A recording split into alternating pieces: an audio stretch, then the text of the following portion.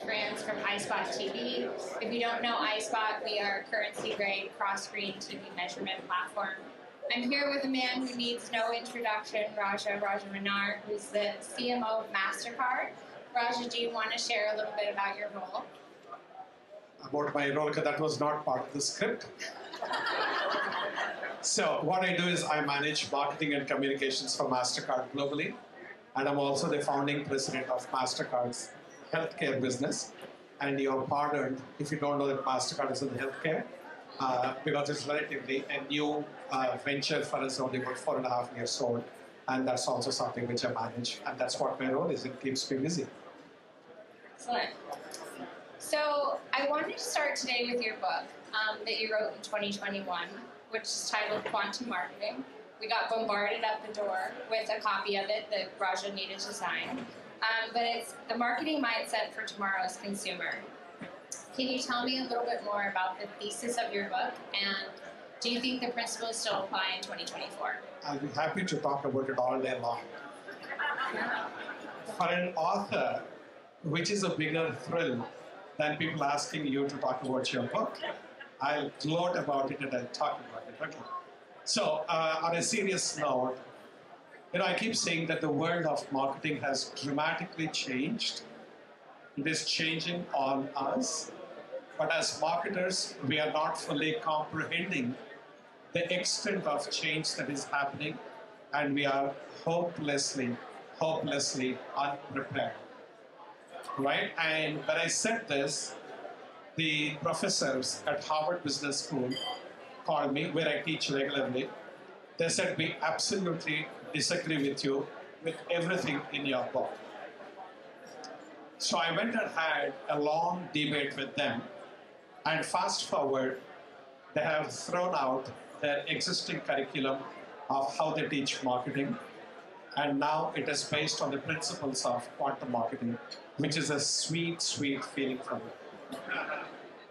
This book has become a Wall Street Journal bestseller, has been published in 11 languages, and is being taught at various advanced management and executive development programs around the world. The premise of the book is basically this. Everything that we know in marketing today has been formulated 60 or 70 years back, when there was no internet, there was no social, there was no digital concept at all. They were all formulated then. The question is, are they valid even today or not? The answer is no. And I went through every single aspect of the marketing value chain and said that these things are not valid anymore. For example, how many of you think, or how many of you run loyalty programs? Can you just show your hands? Okay, just one person in the entire room is in loyalty. Okay, there's a second one. People are hesitating to raise their hands because they don't know what the next comment is going to be. First thing, stay in the shadows. Point is, loyalty is a complete waste of money. It doesn't work. And it's a very strong statement. How many of you do advertising? People are getting a little more comfort and strength. You are wasting your money. Advertising as we know it is dead. Which one of you like your experiences to be interrupted by stupid ads? None, right? The point is, as a consumer, you have to think about it as a consumer. I'm watching some beautiful video content, and every 5 minutes my experience is interrupted, and I'm shown an ad I could care less about. All I'm looking at is skip now button, when is it going to appear? And the moment skip now comes after 5 seconds, I click on it and then I move on. But by then you already destroyed part of my flow, part of my experience. Now, because I am a helpless consumer, you the marketer and you the channel owner are trying to really get over smart with me, and now you're showing me 2 ads, one of which I can't skip. That's taking consumers for granted. It is stupid. We should not do that. There are 600 million people who have put ad blockers that you cannot access today. Why are they doing it? How many people are paying subscription to say that I don't want your ads? So we need to reinvent the entire aspect of communicating with the consumers, engaging with consumers. Same thing, how many of you have got airline loyalty programs? How many of you have got more than one airline loyalty program? Almost all of you. Who are you loyal to? No, right? It's a pricing equation. We as an industry spend more than $1 trillion annually on loyalty programs. I have got American Airlines, Delta, United. Because I go to India, I even have Emirates Airlines. That's maybe hotels. Every hotel chain, I got a membership. And I'm not unique, all of you are. Even groceries, for God's sake. I got Amazon Prime, I got Costco, I got Kroger's. Oh, come on, this is not loyalty. Right? So we are misunderstanding the concept of loyalty. And I'll just tell one quick thing and then I'll let you ask the next question, right? There was a study which was done in the United Kingdom, and it was published on BBC.com. It was about people who were in a marriage or in a live-in relationship. The question posed was, have you cheated on your partner? What do you think will be the percentage of people who admitted that they have cheated on their partner? 0. No. Any guess? What do you think will be the number of people who cheat on their partners? Who actually cheat? Who actually cheat? 50%. How much? 50%. 50%. Any other number? It is 70%. And a further 15% have said that if they are sure they will not get caught, they don't mind straying. So which means 85% of people are not hardwired for loyalty in their lives. And we as marketers come and say, I'll give you 1 point for every $1 you spend, and thou shalt be loyal to me. That's complete, utter nonsense. So, loyalty is a myth. Advertising as we know it is dead. If this is a good enough introduction to my book, please go and read Quantum Marketing. Okay, go ahead. Okay, so you touched on this a little bit in the beginning, which is that there's a lot of different technologies now. How does marketing strategy need to evolve to keep pace with new technologies like generative AI, blockchain, even facial recognition, AR, VR? I heard yesterday TikTok is now the new linear TV. So we'd love to get your perspective. See, marketing has to follow people and people's lives and lifestyles, their aspirations, their needs, their desires, their wants, their insecurities. You need to understand about your consumers, everything as people, not as consumers, but as people. They are impacted profoundly by technologies. And you need to understand how you can leverage those technologies to better connect with the consumers, to better engage them, and to win their preference in favor of your brand. That's what you try to do. When you look at Gen AI specifically as one example, is everyone already using Gen AI in your respective companies? Any show of hands? That's a very small number. I thought it would be literally everyone in the room. I'll just give you 2 simple, quick examples. We started using Gen AI for RFP responses in B2B. So when a bank sends RFP, we get it. And then you try to create a response, what we call as draft 0, which is the first basic document, which is all the information and all the questions that have been asked or answered. And then we start working on the pricing, the benefits, the actual deal terms, and all that stuff. We fed all our past RFPs into the system. And the AI engine now, the moment, say for example, one of the banks is sending us their RFP, it generates a rapid response. In the past, it used to take us between 7 and 8 weeks to get to draft 0. Today, it takes under 4 hours. Just look at the productivity from where to where. 7 weeks to 8 weeks to coming down to 4 hours, which is a 1 day. even with human intervention. So that's humongous. And the quality of the AI-generated RFPs, we call it RFP factory, because literally it's not a factory, and it's changing the game for us. Another example, when you look at creating ads and serving the right ads, contextually appropriate, we created what we call as the Mastercard Digital Marketing Engine. Think of a better creative name. Self-explanatory. That's why we went for self-explanatory than having a cute name that somebody has to figure out what the hell it is. So the digital marketing engine of Mastercard, what it does is very simple. It listens to everything that's happening in the society at this point in time and tries to predict what is the next micro trend that's going to occur in social media. Typically, you measure backwards, which is what is trending now. We say that what is going to trend next. And we look at only micro trends, which means these trends last for less than 3 days. Once we know what the micro trend is, then it looks into everything that Mastercard has to offer, from our offers, from experiences, from promotions, or simple communication messages. It looks at everything. And it says, for this particular conversation, which I'm predicting, this is the most appropriate thing that you need to communicate. It takes that, converts it into an ad. Right now it is only doing banner ads, but we'll get into video hopefully soon. That banner ad, then it produces about 300,000 different types for testing, and then it optimizes, it serves, and of course it's buying media on its own. It is measuring the click-through rates, and then it tells you that this is the one, this is the effectiveness of your campaign. And by then already, the next micro trend predictions have already happened, and it happens on a daily basis. This is giving us productivity of anywhere between 4 and 8 times that of an optimized campaign before.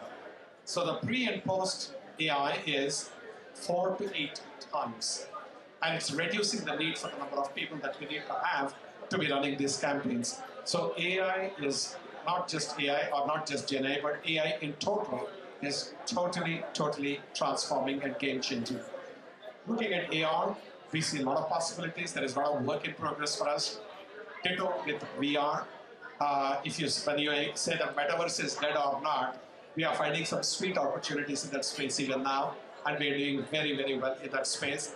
And blockchains, we have got, I believe Mastercard is one of the companies which has a very high number of patents in this space, and we are looking at that. So a lot of fun stuff happening, a lot of effective stuff happening, and I say that as marketers we need to embrace and leverage these technologies. Yeah, and even I'm thinking about the payment space in particular and the new technologies that exist today versus those that were around 10 years ago. So things like tapping, dipping, even paying Venmo, or last week I was at the nail salon and I can now pay with Bitcoin. Curious to hear how Mastercard stays top of mind in the global economy with all these new technologies. See, as one of my colleagues used to say at Mastercard, you don't wake up in the morning to say, I'm excited to make my payments today.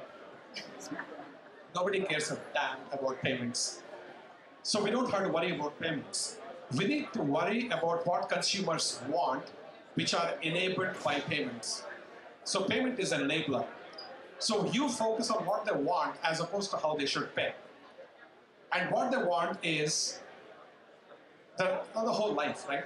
So unlike in many categories, if I have a soap to manufacture, I say soap is an aid to looking beautiful or looking hygienic or being hygienic or whatever you want. That's a benefit, right? You focus and come backwards and then you start marketing your soap. In our case, we have a payment and everything requires payment. So where do I focus on? I'm not going to tell you, look at the credit card, look at my discount, or look at my, number of miles, rewards, whatever. We focus on people's lives, and there are 10 areas in people's lives that we focus on. That we call them passion points. So we curate experiences that money cannot buy across these 10 passion points. They include things like music, sports, culinary, arts and culture, fashion, environment, sustainable environmental sustainability, philanthropy, health and well-being, and culinary. In these 10 areas, we actually understand what consumers want, what is truly priceless to them, and we curate them. For everything else, there is Mastercard. So Mastercard is really secondary or tertiary. It's about the consumer, their experiences, and something which we want to create for them, priceless memories. That is when they shift the brand preference to my product. Because I'll give you a simple example. We created a beautiful restaurant in one of our studies, and we said this is available only for Mastercard customers to go. And I remember an article was published by one of the media companies saying that this is time you better go and get your Mastercard because they won't let you in without a Mastercard. I'm selling the restaurant there as a special experience, making Mastercard as a criteria or as a gateway to get through to the restaurant. But I'm not focused on this. I'm focused on the restaurant and making that a mind-blowing experience. So the way we are trying to do it is the technology of payments should be so sophisticated, it should blend into the background, and you should not even be thinking about payments because you don't care to think about payments. So you mentioned the restaurant. I don't know if any of you guys have visited priceless.com. There are a number of curated experiences that you guys can access if you are a card holder. So I want to switch back to loyalty a little bit. A year ago, I saw a presentation that you did where you were talking about multi-sensory marketing, and you introduced a sonic melody, which was later integrated into a #1 single in South America by the rock band Domino Saints. You also introduced Mastercard's exclusive perfume. Can you tell us a little bit more about this approach? So it's very simple. How does our brain work? Our brain receives information from our surroundings through our 5 senses. The eyes look at something, the signals go to the brain tries to make sense of it, and it feels, what do you call it? It feels or it acts or whatever it is the brain does. Likewise, when you hear something. Now, there are 5 senses that an average person is blessed with. But as marketers, we use only 2 senses, the sense of sight and the sense of sound, and that too unscientifically. Now, I have been in this field for more than 38 years. And I actually started doing research on how the brain processes visuals, words, etc. How does the brain process when you hear something, the sound, the volume, the rhythm, the melody, and everything. And then you've got 3 other senses. You've got your sense of smell, sense of taste, and sense of touch. So we said, how could we have all these 5 senses integrated into engaging consumers through our marketing campaigns and activities? That we call it as multi-sensory marketing. So for example, if you look at our brand logo today, the logo has just 2 circles in red and yellow. It doesn't have any words. We dropped the word and now it is only a symbol. Why? Because words go through what you call as your cognitive brain, which is the thinking brain. But visuals go through your primal brain or the feeling brain. When a brand creates feelings, you connect with the brand much better than if you go through the cognitive brain, because cognitive brain is cynical.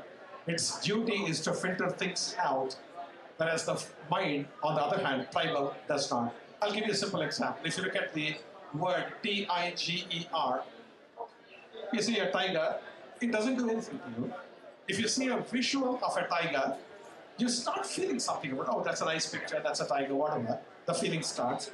If you see a toy of the tiger, which is 3-dimensional, now you're making it more immersive, you say, wow, it is a little bit more natural feeling than you start thinking about it. If you see a real tiger, you stop thinking and you start running. Right? We want to be in that last stage. That is a spontaneous feeling that you create. And so we dropped off our name completely from our logo because we want to go through the primal system, not through the cognitive system. every element of sound, etc. We are starting doing that. And as a part of it, we have now in the taste area, we created our own macarons. We created our own chocolates in Brazil, very expensive chocolates. Each chocolate is $4 for one small stick. But people love it. It's very unique. Then we have got restaurants. We launched 7 restaurants so far, and restaurants are expanding. They're all called Priceless. And so food, we are getting in heavily on the taste side. We got into fragrances. We created 2 fragrances, a red fragrance and a yellow fragrance. They have passion and optimism. And that's something which is actually now being sold through various retail stores, various departmental stores, mainly in Italy and Australia right now. And it'll be going global. We don't want to make money out of those things. What we want to do is we want to take the profits, plow it back to the communities in which the raw ingredients are created for the fragrance and uplift their well-being, hopefully. So we're doing a ton of stuff across all the 5 senses, and we even recently, for example, launched a card called Touch Card, where you can tell the card by feeling it as to what kind of a card it is, which brand, is it a prepaid card, is it a debit card, is it a credit card, which bank's card it is, and is it a Mastercard or is it some other card? All through the sense of touch. And this has now become one of our fastest growing products available in 35 countries. We call it Touch Card. So this is how we are going about it, and the result is that our brand is doing extremely well. We are now, I inherited a top 100 brand at number 87. Today it is the 9th most valuable brand in the world. My budgets are not that flattering, as I often tell my CEO, but the results are fantastic. The momentum is great. And this is all we believe to the kind of things that we are doing, including multi-sensory branding. This is remarkable, not just branding. So I think how you touch on all the 5 senses is amazing. I love even thinking about that touch card for people who don't have access to all of the 5 senses, right? Maybe they don't have eyesight, but they can then touch the card and know which one is in their wallet, which I think is incredible. But there's also this element of music. We're here at South by Southwest. I know that you guys made a big announcement yesterday pertaining to music and how you connect with consumers through their passions around music. Can you share a little bit more about that? Yeah. So, we launched our album, first album. We launched some of the songs as independent songs, and many of them have become at the top of charts, particularly in Latin America, in Turkey, in Korea, etc. So we are very, very deeply getting into the world of music. We have also we started last year a program called Mastercard Artist Accelerator. So today, if you see, how does a person who is good at music get discovered? When they create their content, many of the people don't even get any followers beyond their immediate family. And even if the content is great, they don't know how to market themselves. They don't know how to monetize their content. It's always the top few who get all the attention, all the love, and all the money. But the vast majority of the people do not. So what we are doing is, we did last year, is we formed something called the Mastercard Artist Accelerator. It's a technology platform on which we said you sign up for this. So people sign up, they get something called a Music Pass. They get mentored in areas of technology. How can you create music using technology, including AI? They get mentorship from some of the other well-established musicians, composers, and record label people. And then we tell them how to market themselves to be able to be discovered. And then we tell them how they should monetize. And all in a very simplified fashion, because these are not tech geniuses, they're not business geniuses. They're beautiful artists. So we actually do this kind of a thing for them. And we thought that if we get about 2,000-3,000 people, we'll be very, very lucky. And we were shocked when we had more than 100,000 people who signed up on the platform. That gave us a lot of boost. And in fact, 2 of those people already, they are doing very well. One has performed at the Grammy House this year, and the other one at the Brits. And she's about to start her first concert tour. Her name is Young Athena. And it's really changing the game for them. So based on the strength of that, we announced yesterday that we're going to the second season of Mastercard Artist Accelerator, where we will help people create music using technology, get mentorship, make themselves discoverable, and monetize the content that they create.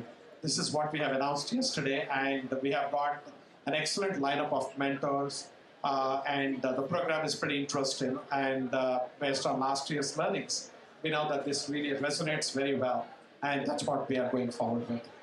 And I love how you also have touched on helping the communities that you are, producing these products within, helping the artist communities. I think that that's an element of Mastercard that maybe everybody wasn't aware of, but something that is really commendable. Yeah. So I think we have time for one audience question. Anyone have a question? Raja, great to see you. Great conversation. Thanks so much. Anthony DeMaio with Business Insider. Quick question. Can you talk a little bit about the small business chatbot, AI chatbot that you're in the process of developing? I know you announced it a number of months ago. If you could talk about that, I think it's really important and groundbreaking for the industry. Yeah, this I believe is probably one of the most profound solutions that we are coming up with. Right? So imagine, firstly, all the economies in the world, they survive and thrive based on how well small businesses are doing. Small businesses are the economy are the backbone to the economy of every country without exception. And when we were looking at the small business space, we had some thoughts and ideas. So imagine I'm coming from India to the United States, and I would like to start my own business. Where do we even begin? So I go to Mastercard Business AI, which is just like a chat GPT. Hey, I want to start a business. Can you give me some ideas? So it will tell you, first let me learn about you. Now, tell me about yourself. How old are you? What do you like cooking? Do you like washing clothes? Do you like sweeping floors? Do you like cleaning windows? Do you have fear of heights? Whatever, it'll ask me a bunch of questions. And then, do I have mobility? Where are you based right now? Do you want to be here only? Or are you willing to go anywhere? Based on my answers, then it will tell me, you can start one of these three businesses. 1, 2, 3, which are best suited to you. Maybe the top choice for you is a bakery. So I say, okay, how do I start a bakery stuff? It'll teach me step by step how I should start a bakery. And then it'll also tell you, if you're mobile, if you go 180 miles from here to some other place, there is a government grant for small business there. Would you be willing to move there?